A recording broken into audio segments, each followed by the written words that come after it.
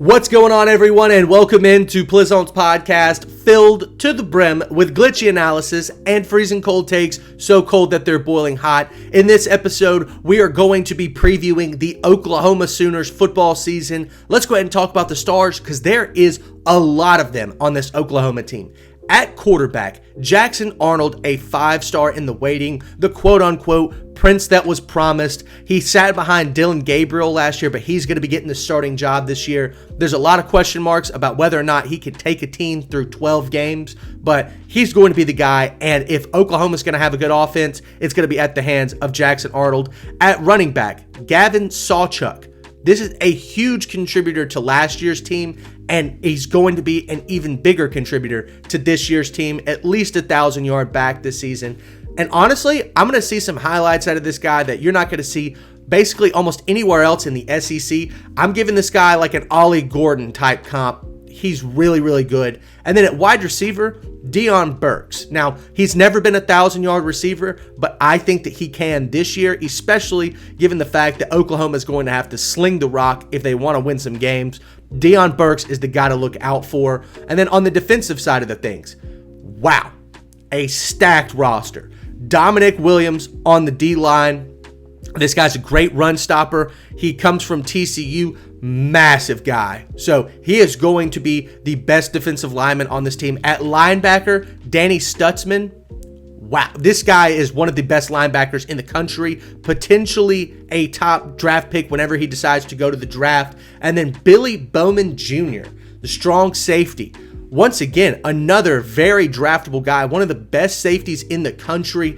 This Oklahoma defense is phenomenal, and honestly, they sound like a movie defense. I mean, Danny Stutzman, Billy Bowman Jr., I don't know. That just sounds comical to me, but like it or not, Oklahoma team is stacked. Now, let's talk about the first storyline. Like I just said, the Oklahoma defense is extremely talented. A top 10 defense in the entire country. They will be stout.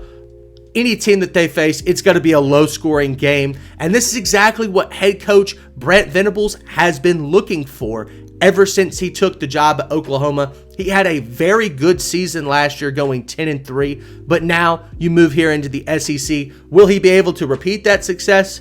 We'll get into that later at the record prediction. Let's talk about some of the key losses and key additions.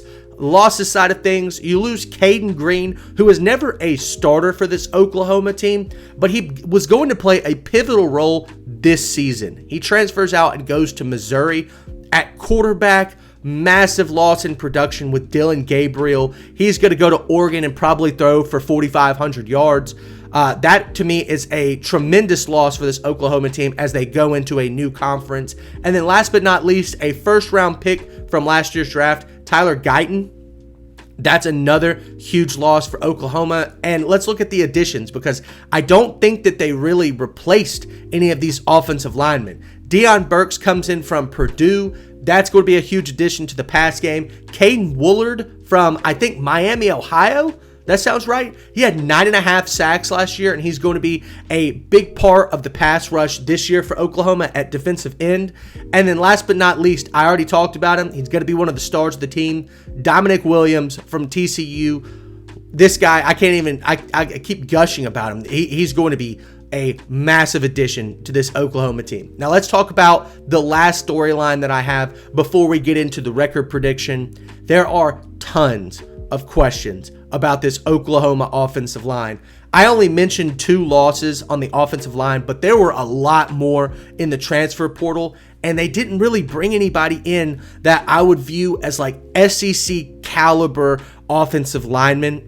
And so I think I've looked at some places, they have Oklahoma ranked as like the 48th or the 50th best offensive line in the country. That is not going to cut it in the SEC. I think that's going to play a huge factor in whether or not they win or lose games. So keep an eye out for this Oklahoma offensive line. That's going to be the X factor of this Oklahoma season. So now let's get into the record prediction with that being said.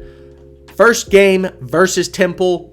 easy win. They're going to come down from Philadelphia and get the doors blown off, but I'm sure Oklahoma's going to pay them like $750,000 or something like that. Then they've got a cross-state rival versus Houston. I think Oklahoma can win that. There have actually been some really good Oklahoma-Houston games, but this one will not be. Houston is in a massive rebuild right now, so Oklahoma's going to blow the doors off there.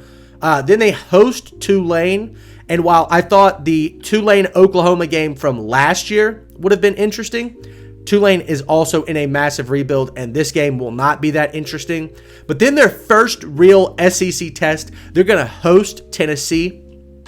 Kind of similar to Houston and Tulane. They're not necessarily in a rebuild, but they do have a new quarterback. And let me take a look here at the schedule. Yes, this will be the Tennessee quarterback's fresh test into an SEC road game. And I think Oklahoma can pull that out. Then they go at Auburn. Jordan-Hare is a dangerous place to play, but this Auburn team, like the first basically 5 teams in Oklahoma's schedule, they're in a rebuild. So I think Oklahoma can go on the road, their first road test of the SEC, and win a football game like this.